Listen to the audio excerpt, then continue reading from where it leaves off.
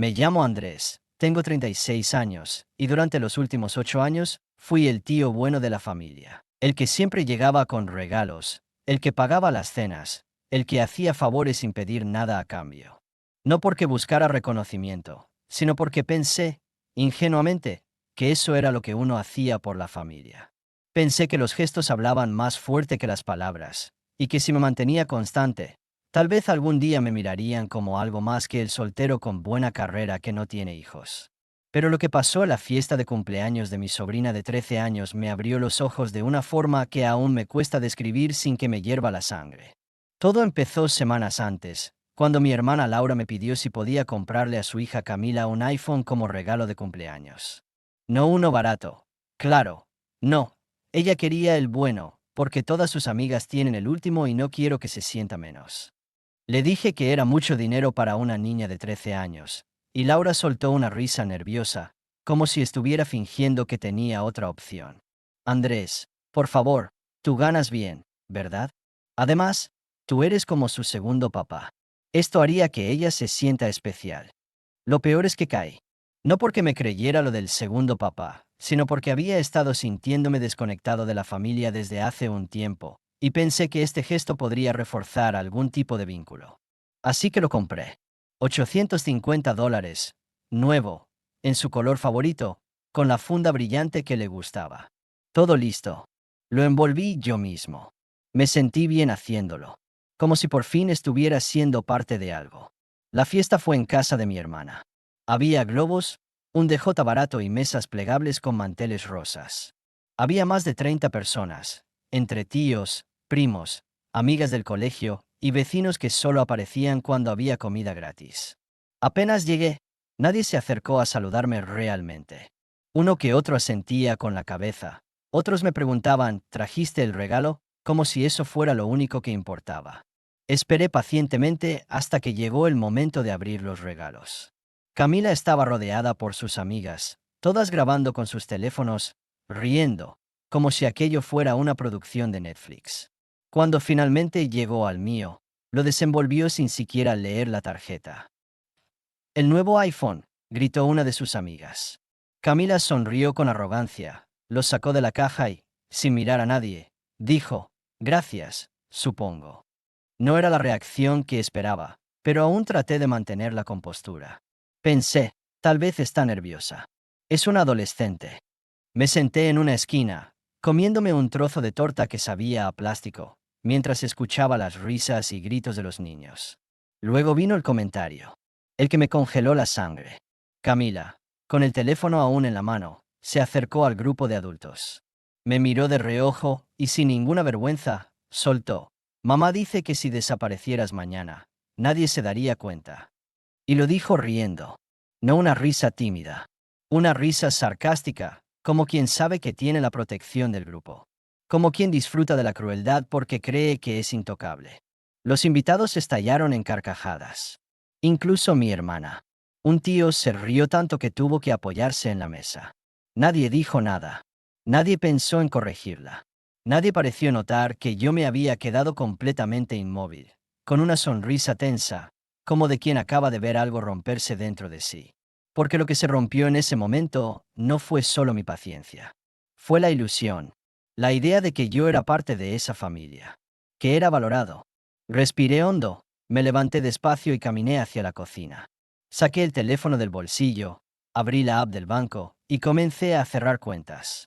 La tarjeta de crédito de mi hermana, la que usaba cada mes por si acaso, cancelada. El plan de datos que mantenía para Camila desde hacía 2 años, fuera. Las suscripciones a Netflix, Disney, Spotify familiar, todas a mi nombre. Adiós. Solo me tomó 2 toques. Volví al salón, recogí mi chaqueta y les dije a todos, gracias por la invitación. Nadie notó el sarcasmo. Nadie siquiera respondió. Esa noche empaqué todo lo esencial en una mochila negra. No dejé notas, no mandé mensajes. Solo desaparecí. Dejé la mochila en la entrada de casa de mi hermana, con una sola cosa dentro. Y fue ahí cuando todo realmente empezó a derrumbarse. Pasaron 2 días antes de que alguien me escribiera. No fue Laura, ni Camila. Fue mi primo Esteban, Uno de los pocos familiares que nunca se metía demasiado en los asuntos de los demás. Me mandó un mensaje corto. ¿Estás bien? Tu mochila está en casa de Laura. Fue intencional dejarla ahí. No respondí. No aún. Porque sabía que, en ese momento, estaban abriéndola. Que estaban descubriendo lo que había dejado adentro. La mochila no tenía ropa. No tenía documentos, ni efectivo, ni objetos personales. Solo un sobre grueso, sellado con cinta, que decía, para cuando se den cuenta. Dentro había lo siguiente: un resumen de todas las cuentas que pagué durante los últimos 5 años, con fechas, montos y titulares, desde la suscripción a Netflix que empezó como un mes gratis para compartir hasta las reparaciones del auto de Laura que yo cubrí sin pedir nada a cambio. Un contrato de cancelación, redactado con la ayuda de un abogado amigo, que dejaba claro que no tenía obligación legal de seguir financiando a ningún miembro de la familia y que, de ese momento en adelante, no permitiría que se usaran mis datos, nombre o crédito para ningún propósito familiar. Una carta, escrita a mano, que decía: no me fui en silencio porque me doliera lo que dijo una niña de 13 años. Me fui porque esa niña solo repitió lo que escucha en casa. Me fui porque, por años, confundí ser generoso con permitir que me pisotearan. Me fui porque lo más triste no fue lo que dijeron de mí, fue ver cómo todos se rieron. No les deseo mal, solo les deseo realidad. La realidad de vivir con lo que sembraron. A partir de hoy, estoy fuera de sus vidas. No me busquen, no me llamen. Y si alguna vez se preguntan por qué, lean de nuevo esta carta. El tercer día sí me escribió Laura. No con disculpas, por supuesto. Me mandó un audio de 3 minutos donde su tono pasó de falso dulce a irritado. Decía cosas como: no entiendo por qué te pones así por un chiste. Camila es una niña, no sabe lo que dice. Y si tenías algún problema, podrías habérmelo dicho en vez de hacer este show. No le respondí. La bloqueé. Lo mismo hice con Camila, después de que me mandara un mensaje que solo decía: ¿por qué te enojas por todo?, seguido de un emoji de ojos en blanco. Pero lo más impactante fue lo que pasó después. Porque si mi ayuda financiera, la estructura familiar que habían construido, basada en mi billetera, comenzó a colapsar rápidamente. Y aunque intentaron cubrirlo, no pasó mucho tiempo antes de que los chismes comenzaran a circular por el grupo de WhatsApp familiar. Mi tío preguntó si alguien más podía poner el Netflix que se cayó. Otra prima se quejó de que la tarjeta que usaba para Amazon ahora le daba error. Pero la gota que rebalsó el vaso fue cuando Laura intentó renovar el contrato de su plan telefónico y descubrió que la cuenta, la que estaba a mi nombre, había sido cerrada con una alerta de seguridad. Uso no autorizado por terceros. Fue entonces cuando empezaron a llamarme de números desconocidos. Curios. Mensajes por redes sociales que decían cosas como hablemos como adultos o esto ya se está saliendo de control. Nunca respondí, porque ya no había nada que decir. Yo, por mi parte, empecé una nueva rutina. Me mudé a un apartamento más pequeño, más simple. Me desconecté de los dramas familiares. Empecé a dormir mejor. Cocinaba solo para mí. Descubrí el silencio. El verdadero silencio. No el de quedarse callado en una fiesta mientras los demás se ríen de ti, sino el de no deberle nada a nadie. Pero claro, la paz no dura tanto cuando alguien está desesperado. Y un día, tocaron a mi puerta. Y lo que ocurrió después fue la última gota. Era un sábado por la mañana. Había dejado el celular en modo avión, como solía hacer los fines de semana desde que me había alejado de todo. Estaba preparando café cuando escuché los golpes en la puerta. No timbre. Golpes. Rapidos, insistence. Me asomé por la mirilla y sentí un nudo en el estómago. Era Laura. No sola. Estaba con Camila. Las dos paradas frente a mi puerta como si aquello fuera lo más normal del mundo. Camila con los brazos cruzados, expresión vacía. Laura con gafas oscuras y esa postura de soy la víctima que tanto perfeccionó con los años. Dudé en abrir. Parte de mí pensó en ignorarlas. Otra parte quería cerrar el capítulo cara a cara. Abrí la puerta, solo lo justo para mirarlas. ¿Qué haces aquí?, pregunté con voz firme. Laura se quitó las gafas. Tenía los ojos rojos. No sabía si por llorar o por actuar. Andrés, por favor, necesitamos hablar. No por mensaje, no por notas. De verdad. No hay nada que hablar, respondí. Dejé todo claro en la carta. Camila Bufo. Es solo un teléfono. ¿Vas a seguir con esta estupidez por eso? La miré. Fría. Silencioso. Porque ya no era una niña malcriada. Era una copia de su madre. Una versión joven de quien aprendió que burlarse de los demás no tiene consecuencias, hasta que las tiene. Laura trató de suavizar el momento, como si nada. Mira, solo vinimos a pedirte que lo pienses mejor. Todo esto nos ha complicado mucho las cosas. Me cancelaron la tarjeta del supermercado. No tengo cómo pagar la luz este mes. Y Camila, bueno, su iPhone se quedó sin línea. No tiene datos. No puede hablar con sus amigas. ¿De verdad quieres hacerle eso a tu sobrina? ¿A mi sobrina? Repetí, casi riendo, sin humor. ¿La misma que dijo que nadie notaría si yo desaparecía? Laura apretó los labios. Era una broma. Entonces aprendan algo importante, dije, apoyándome contra el marco de la puerta. Las bromas no deberían costarles todo lo que tienen, ¿cierto?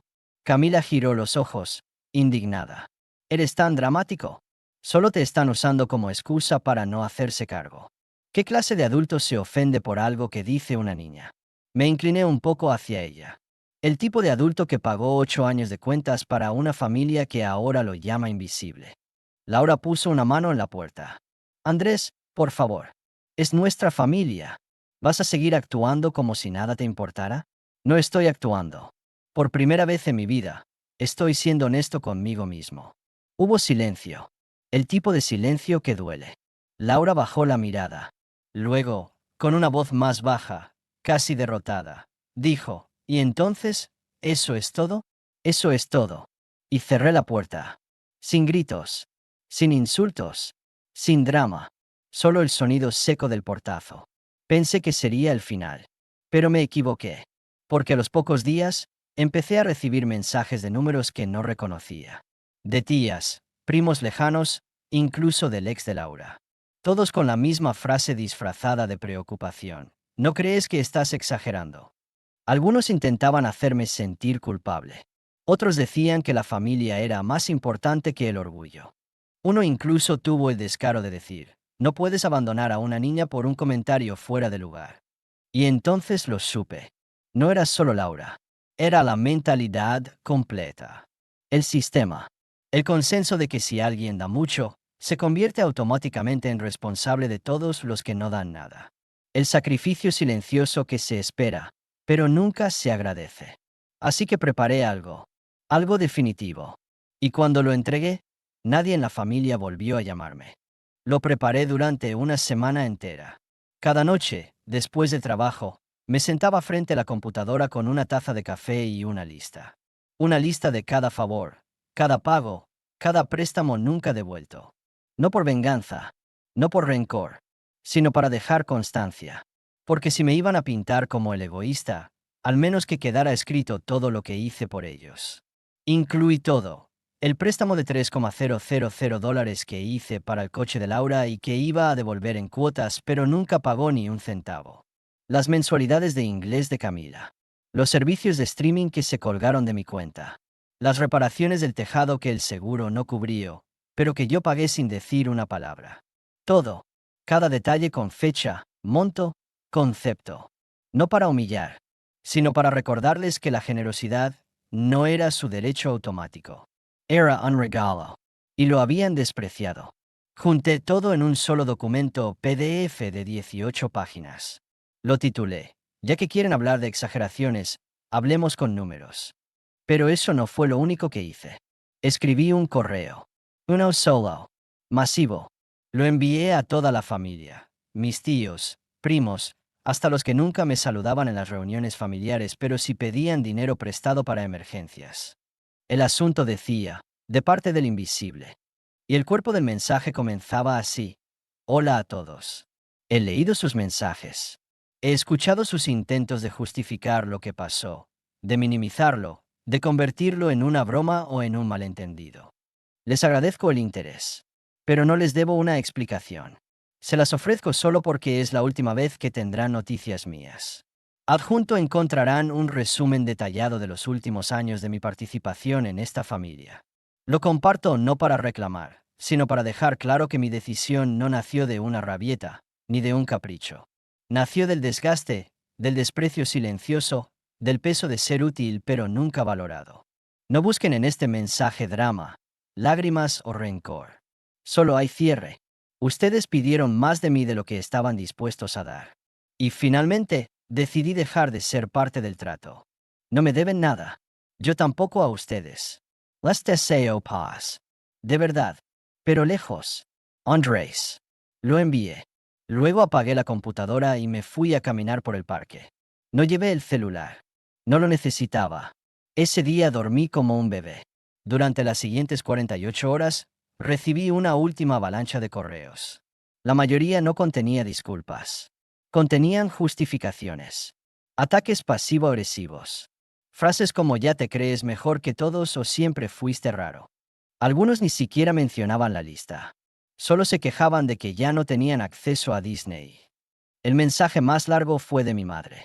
Una carta de 5 párrafos donde me llamaba cruel por abandonar a la familia. Me reprochaba por despedirme así y terminaba con, espero que algún día entiendas lo que has perdido.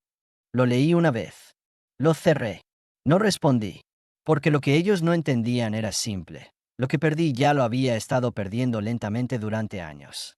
Lo único que hice fue dejar de fingir que no me dolía. Desde entonces, cambié mi número. Cerré mis redes. Cambié de ciudad. Encontré trabajo remoto. Alquilé un departamento pequeño con vista a los árboles y, por primera vez en mucho tiempo, viví sin peso en los hombros. No digo que no hubo días difíciles. Momentos en los que extrañaba la idea de familia. No a ellos, sino lo que representaban. Pero cada vez que dudaba, volvía a recordar la risa de Camila. La indiferencia de Laura. Las miradas cómplices durante aquella fiesta. Y entonces, todo volvía a tener sentido. Y así fue como desaparecí. No con rabia, con libertad. Y ellos, bueno, ellos todavía no saben qué había dentro de la mochila negra. Dentro de esa mochila negra, cuidadosamente colocada justo en el centro, había un cuaderno de tapa dura. No era nuevo. De hecho, tenía esquinas dobladas, manchas de café en las primeras páginas y la tapa estaba rayada con el paso del tiempo. A simple vista, parecía un diario viejo. Pero no lo era. Ese cuaderno era algo que había empezado hace años, cuando aún vivía con ellos, cuando aún me ilusionaba con la idea de que un día las cosas cambiarían. Lo había comenzado como una forma de desahogo. Una especie de terapia personal sin psicólogo, escrita entre madrugadas de insomnio y cenas en silencio. Cada página contenía recuerdos. Mementos. Frases que me dolieron. Situaciones que fingí no notar. A veces eran solo una línea, otras veces relatos completos. No con intención de usarlos en su contra, sino porque nadie más parecía recordar lo que pasaba, y yo necesitaba que alguien lo hiciera. Aunque ese alguien solo fuera yo. En la primera página, escrita en tinta negra, decía, para cuando digan que exagero. Ahí estaban, Navidad 2018, compré todos los regalos porque mamá dijo que estaban justos de dinero. Al final, ella dijo que todos eran de parte de la familia. Punto. Agosto de 2019. Camila rompió mi portátil y Laura dijo, bueno, si te molestaba tanto, no lo hubieras dejado a la vista. Punto. Mayo de 2020. Ayudé a mi primo Nico con una deuda de juego. 2 semanas después, me bloqueó en WhatsApp cuando le pregunté si había encontrado trabajo. Enero de 2022. Les presté mi coche mientras el suyo estaba en el taller. Me lo devolvieron con una abolladura. Nadie dijo nada. Página tras página. Años de desprecio disfrazado de normalidad. De abuso envuelto en risas. De frases pequeñas, pero filosas. Cosas como para eso estás tú. No. O si no nos ayudas tú. Entonces, ¿quién? O la clásica a ti te va bien. No te afecta. Pero en medio de todo eso, había también otra cosa, fotos. Sí, fotos. Impresas, pegadas con cinta, escritas por detrás. Fotos mías en los cumpleaños de Camila. Siempre en segundo plano. Siempre cargando bolsas. Siempre de pie, mientras los demás comían. Una donde estaba lavando los platos mientras los demás abrían regalos. Otra a la que se veía claramente como Camila abrazaba a su madre y a su padre. Y yo al fondo, entregando una caja, sin que nadie me mirara. Había una en especial. De hacía unos años. Una fiesta familiar en el jardín. Todos sentados en la mesa larga. Todos menos yo. Yo estaba en la parrilla, sudando, sirviendo carne. Al dorso de la foto, escribí. Me dijeron que me sentara cuando terminara. Nunca termine. Esa mochila, ese cuaderno, esas fotos, era mi testamento. No uno legal, uno emocional. Uno que dejaba claro que yo no me fui por un comentario de una niña. Me fui porque me había vuelto invisible para todos, excepto para mí mismo. Y había decidido volver a verme. No sé exactamente cómo reaccionaron al leerlo. No estaba ahí. No los escuché. Pero días después, mi primo Esteban volvió a escribirme. No para justificar. No para manipular. Solo envió un mensaje corto. Leí todo. Ahora entiendo. Perdón por no ver nada antes. No respondí. No porque no apreciara el gesto, sino porque por primera vez en mi vida no necesitaba que nadie me entendiera. Y sin embargo, esa mochila despertó algo. En ellos, en la familia, porque después de años de fingir, ya no podían seguir haciéndolo. Y entonces pasó algo que no esperaba. Un giro que cambió todo. Una semana después del mensaje de Esteban, recibí una carta por correo. No electrónica. Físicamente, en un sobre blanco, escrita a mano con una caligrafía cuidadosa. No tenía remitente, pero reconocí la letra enseguida. Era mi madre. Por un momento dudé en abrirla. Parte de mí pensaba que sería más de lo mismo. Justificaciones, manipulaciones emocionales, alguna frase como la familia es la familia escrita entre líneas pasivo-agresivas. Pero algo, una mínima curiosidad, o tal vez una necesidad silenciosa de cerrar el ciclo, me hizo abrirla. Y para mi sorpresa, era distinta. La carta comenzaba sin saludos. Solo decía, Andrés, no hay excusas. No era una frase habitual en ella. Nunca había reconocido un error sin acompañarlo de un pero. Nunca había usado palabras tan claras. A medida que leía, la letra se volvía más temblorosa. A lo largo de 3 páginas, mi madre narraba cómo habían leído el cuaderno en silencio. Cómo Laura se había encerrado en su cuarto después de verlo. Cómo Camila, por primera vez, no dijo nada, ni una burla, ni una excusa. Solo se quedó mirando una de las fotos donde yo estaba de pie bajo la lluvia, sosteniendo un paraguas para los demás. Mi madre admitía que nunca se detuvo a pensar en lo que hacía, que se acostumbraron tanto a tenerme ahí, resolviendo todo, pagando todo, cargando todo, que dejaron de verme como persona. Que era más cómodo tratarme como el que siempre está que reconocer que lo que hacían estaba mal. Y luego, en el párrafo final, escribió, no te escribo para pedirte que vuelvas. Sé que has tomado una decisión. Solo quiero que sepas que por primera vez estamos hablando de ti. No como proveedor. No como solucionador de problemas. Como persona. Y nos duele haber tardado tanto. No Lurla. No me rompí. Porque ya no había rabia en mí. Ni necesidad de venganza. Solo una calma extraña, como cuando el ruido finalmente se apaga después de años de soportarlo. Guardé la carta en un cajón. No para leerla después. No porque pensé responderla. Solo como un recordatorio de que a veces, cuando uno desaparece, no es por debilidad. Es por amor propio. Pasaron los meses. El ruido familiar se fue apagando poco a poco. De vez en cuando llegaban correos de primos que antes no me hablaban, ahora diciendo que me entendían, que ojalá hubieran dicho algo. Nunca respondí, porque aprendí que no todo merece respuesta. Volví a estudiar. Cambié de ciudad otra vez. Conocí a gente nueva. Gente que me veía como persona desde el primer día, sin expectativas ni condiciones. Vivía con menos, pero vivía en paz. Sin sentir que debía justificar mi existencia con regalos, favores o tarjetas de crédito. Un día, caminando por la calle, vi a un niño que se le cayó su helado. Su madre se agachó de inmediato, le limpió la cara, y le dijo, no pasa nada. Te compro otro. El niño sonrió. No por el helado, por la reacción. Y pensé, eso es lo que merecía haber sentido con mi familia. Ser visto. Ser cuidado. Pero está bien. Porque ahora me cuido yo. Y aquella mochila negra sigue guardada en mi armario. Vacía. Porque todo lo que cargaba dentro ya no vive conmigo. Y así termina mi historia. No con un gran gesto. No con reconciliaciones falsas. Sino con algo mucho más valioso, Libertad.